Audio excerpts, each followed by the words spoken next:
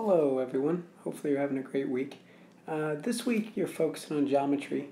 I'm going to go over perimeter and area of a quadrilateral, but that is obviously not the only stuff you're talking about. You're also dealing with different triangles, you're dealing with rotations, reflections, translations.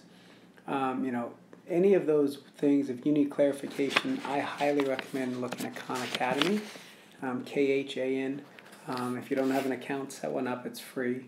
But I think ultimately that's going to guide you through those, or even look on Purple Math if it's just a definition thing and you're confused by your definition.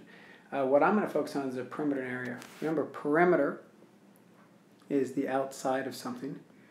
So if we're dealing with the perimeter, it's if this side is 4, we need to remember that side's 4. If this side's 6, we need to remember this side is 6. So the perimeter is just having us add up all the sides. So 6 plus 4 plus 6 plus 4, where the whole side is 20 units. Okay?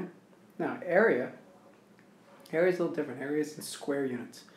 So when you think about the area, we're thinking about specifically how many squares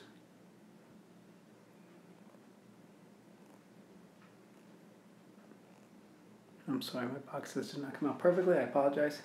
We're thinking about how many square units fall inside. So it's 4 by 6, so then the area is saying what's the value of 6 fours.